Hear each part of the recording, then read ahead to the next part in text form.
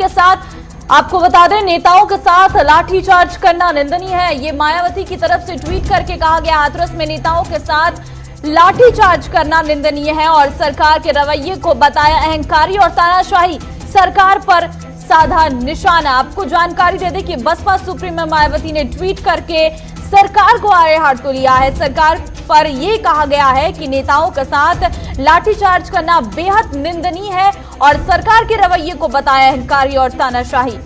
तो जिस तरीके से कल हाथरस में लाठीचार्ज पुलिस की तरफ से किया गया था, उसको लेकर मायावती ने यह ट्वीट किया है और सरकार पर तानाशाही और अहंकारी रवैया बताया है। आपको जानकारी दे दें कि इससे पहले भी मायावती की तरफ से लगातार ट्वीट के माध्यम से और मीडिया के सामने आकर सरकार को गलत ठहराया गया है, सरकार पर हमला बोला गया है, सरकार पर निशाना साधा गया है कि सरकार इस पूरे मामले पर चुप है, ये सरकार की बड़ी गलती है। अनूप त्रिपाठी इस वक्त हमारे साथ सीधे जुड़ गए हैं। अनूप, मायावती की तरफ से ये ट्वीट किया गया है कि जो कार्रवाई सरकार की तरफ से की गई वो बेहद निंदनीय है और जिस तरीके से बर्ताव किया जा रहा है, लाठीचार्ज किया जा रहा है, अहंकारी और तानाशाही बर्ताव है।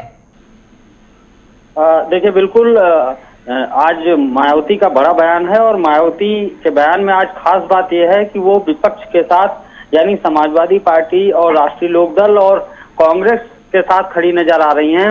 हालांकि अब से पहले अगर देखते हैं तो मायावती उत्तर प्रदेश सरकार या फिर केंद्र की सरकार का विरोध तो जरूर करती थी, लेकिन विपक्ष की जो लाइन है, विपक्ष की लीक से हटकर खड़ी होती थी और हमेशा उनके बयान अलग होते थे। लेकिन आज पहली बार ऐसा हुआ है जब हाथरस के मामले पर मायावती सीधे तौर पर विपक्ष के साथ खड़ी नजर आ रही हैं और उसका सीधा सा असर ये है कि लगातार कांग्रेस हो, समाजवादी पार्टी हो या फिर राष्ट्रीय लोकदल हो, हाथरस कानून व्यवस्था और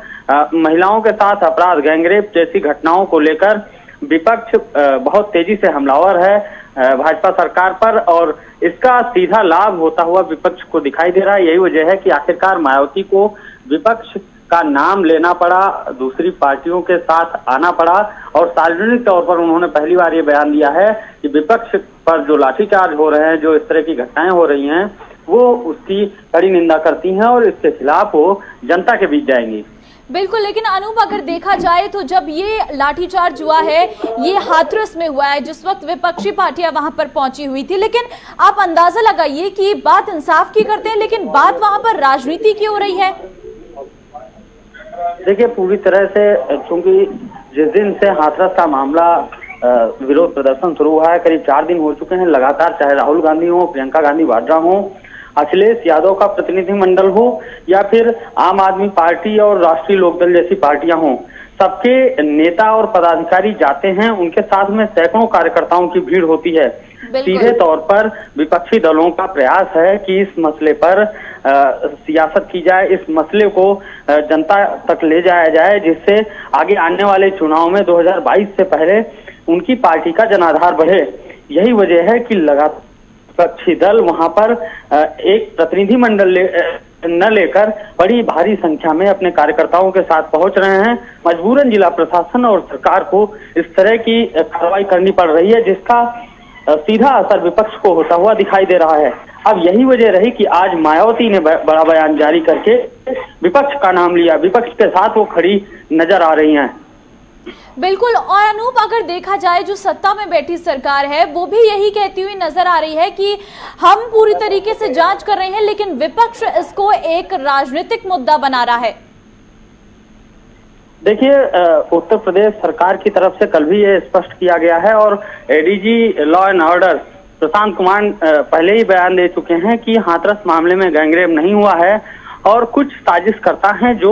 उत्तर प्रदेश में हाथरस मामले को लेकर जातीय दंगा भड़काने की कोशिश कर रहे हैं। ये खुलासा जेके न्यूज ने सबसे पहले किया था कि एसआईटी को इस तरह के सबूत मिले हैं, इस तरह के कुछ ऑटोग्राफ्स और कॉल रिकॉर्डिंग्स मिली हैं, जिसके आधार पर जेके न्यूज ने सबसे पहले खुलासा किया था और उसके बाद उत्तर प्रदेश के सीएम योगी आदित्यनाथ ने जेके न्यूज की खबर पर मुहर भी लगाई थी और बयान जारी किया था बाकायदा कि उत्तर प्रदेश में जातीय और सांप्रदायिक दंगे भड़काने की कोशिश की जा रही है, जिसमें कुछ ऐसे संगठन, ऐसे सामाजिक तत्व भी शामिल हैं जो सीएए और एनआरसी के विरोध में भी शामिल रहे हैं। कड़ी कार्रवाई सरकार की तरफ से की गई थी, लिहाजा अब एक बार फिर उसी प्रकार के दंगे भड़काने की कोशिश की जा रही है। बिल्कुल अनूप, चलिए तमाम जानकारी देने के लिए बहुत शुक्रिया। तो जिस तरीके से लगातार ट्वीट किए जा रहे हैं, लेकिन वहीं अगर बात करें सरकार की, तो सरकार सिर्फ इसे विपक्ष का राजनीतिक एजेंडा बता रहा है। और जिस तरीके से